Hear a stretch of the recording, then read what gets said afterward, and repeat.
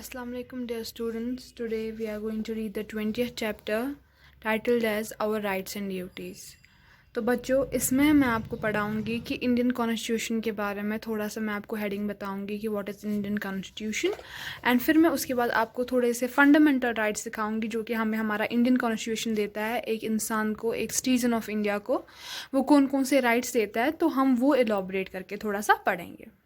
Now starting with Indian constitution. Indian constitution आप बोलोगे ma'am होता क्या है. ठीक है बच्चों, पहले मैं आपको बता दूं कि जो ये कॉन्स्टिट्यूशन है ये कॉन्स्टिट्यूएंट असेंबली में पास हुआ था किस डेट पे, 26 नवंबर 1949 में, और इसको इन इफेक्ट लाया गया था 26 जनवरी 1950. ठीक है बच्चों, जो ये कॉन्स्टिट्यूशन है ये इसमें क्या है, ये एक सुप्रीम लॉ है हमारी लैंड का, मतलब इंडिया का ये सुप्रीम लॉ है. मतलब इट्स अ बुक, ये कॉन्स्टिट्यूशन एक बुक है. इसमें सर्टन लॉज लिखे गए हैं, सर्टन ऑर्डर्स लिखे गए हैं जो कि इंडियन सिटीजन को फॉलो करने हैं. ठीक है बच्चों, तो अब क्या है कि जो ये इंडियन कॉन्स्टिट्यूशन है ये इंग्लिश वर्जन में भी लिखा गया है और बिसाइड इसका हिंदी वर्जन भी है. मतलब लोग इसको हिंदी वर्जन में भी पढ़ सकते हैं. जिसको हिंदी आती है वो हिंदी में पढ़ेगा, जिसको इंग्लिश आती है वो इंग्लिश में पढ़ सकता है. तो बच्चों अगर गवर्नमेंट कोई भी लॉ पास करता है, मतलब कहाँ लॉ कर सो पास, पहले उनको इंडियन कॉन्स्टिट्यूशन देखना है कि उसमें कहीं ये लॉ के खिलाफ तो नहीं है. मतलब जो इंडियन कॉन्स्टिट्यूशन में लिखा है कहीं हम ये लॉ अगर हम पास करेंगे कहीं इससे कुछ ऐसा तो नहीं होगा कि जो इंडियन कॉन्स्टिट्यूशन में लिखा है वो उसके खिलाफ हो जाएगा. सो ऑलवेज गवर्नमेंट क्या काम करती है, बिफोर जब वो लॉ पास करती है तो पहले वो देखती है कि जो कॉन्स्टिट्यूशन है उसमें वो मतलब वो उसको निगलेक्ट तो नहीं करती है जो उसमें लिखा गया है. तो बच्चों हम हर साल रिपब्लिक डे सेलिब्रेट करते हैं 26 जनवरी को, क्योंकि इस दिन हमने अपना जो कॉन्स्टिट्यूशन है वो अडॉप्ट किया है. ये कॉन्स्टिट्यूशन जो है ये हमें सर्टन राइट्स और ड्यूटीज़ जो है इंडियन पीपल को देता है, जो जिससे हमारी जो लाइफ है वो बेटर हो जाती है और हम एक बहुत ही रिस्पॉन्सिबल सिटीजन्स बनते हैं. मतलब इर्रेस्पेक्टिव ऑफ, मतलब ये नहीं देखता है कि ये फीमेल है या मेल है, इनका कास्ट क्या है, रिलीजन क्या है, बर्थ ऑफ प्लेस क्या है. ये सब को छोड़ के इसने इंडियन कॉन्स्टिट्यूशन में जो राइट्स है वो हर किसी इंसान को सेम है, irrespective of sex, caste, religion और प्लेस ऑफ बर्थ. तो बच्चों जो ये राइट्स है जो कि एक सिटीजन को दिया जाता है, इंडियन को दिया जाता है, उस राइट को उसको बोलते हैं फंडामेंटल राइट्स. फंडामेंटल राइट्स होते हैं बच्चों मतलब जो कि एक इंसान का हक होगा, मतलब हक है. ठीक है बच्चों, और दूसरे जो ये ड्यूटीज़ होती है, इसमें क्या ड्यूटीज़ एक सिटीजन को निभानी होती है वो हो गया फंडामेंटल ड्यूटीज़. तो बच्चों आज मैं आपको फंडामेंटल राइट्स जो है जो हमारे कॉन्स्टिट्यूशन में है उसके बारे में पढ़ाऊंगी. तो बच्चों देयर आर 6 फंडामेंटल राइट्स जो इंडियन पीपल को प्रोवाइड किए गए हैं. Starting with right to equality. Right to equality क्या होता है बच्चों, हमारे कॉन्स्टिट्यूशन जो है ये हमें गारंटी देती है इक्वालिटी की. ये बोलते हैं कि जो सारे लोग इस कंट्री में है वो इक्वल है, किसी को भी हमें ट्रीट नहीं करना चाहिए अनफेयरली, मतलब हमें बायस नहीं होना चाहिए किसी को भी ऑन द बेसिस ऑफ मतलब ये किस खानदान से है, इसका रंग क्या है, ये लड़की है या लड़का है. तो ये वो बिल्कुल ही अपोज करता है.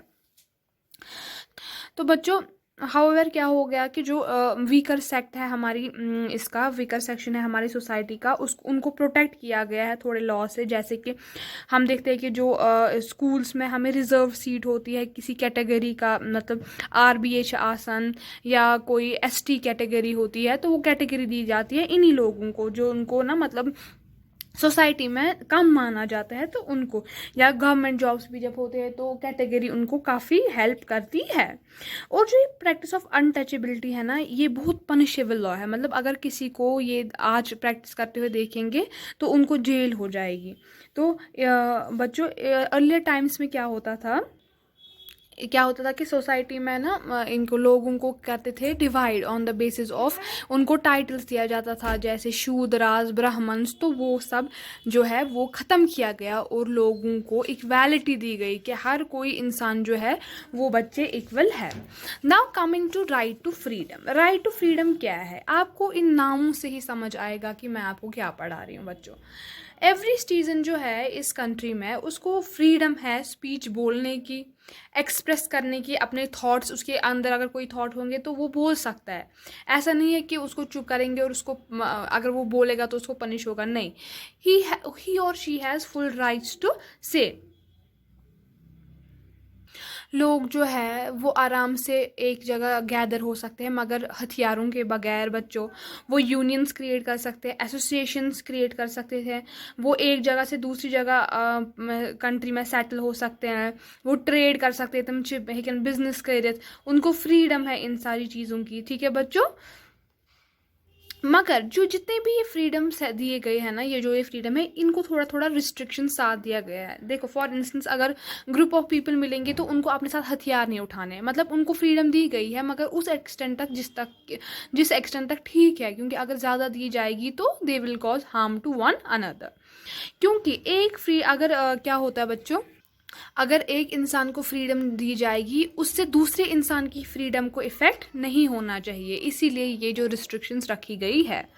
राइट टू एजुकेशन क्या है बच्चों, ये एक्ट 2009 में दिया गया था। इसमें क्या था कि जो चिल्ड्रंस है बिटवीन 6 एज से 14 एज तक जो भी है उनको फ्री और कंपलसरी एजुकेशन गवर्नमेंट ने प्रोवाइड की है।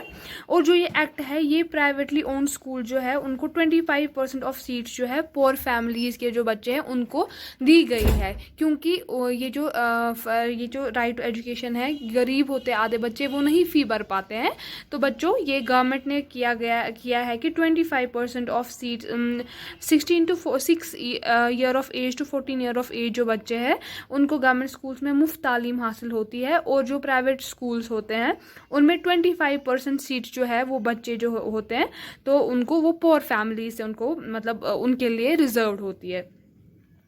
अब है राइट अगेंस्ट एक्सप्लॉयटेशन। तो बच्चों अब ये एक्सप्लॉयटेशन क्या हो गया, कोई भी इंसान को फोर्स नहीं कर सकता है, कोई इंसान विदाउट वेट्स, मतलब वो उनको पैसे नहीं देंगे और बोलेंगे काम करो, या उनको मर्जी नहीं होगी तो बोलेंगे काम करो, वो बिल्कुल ही यहाँ पे अलाउड नहीं है।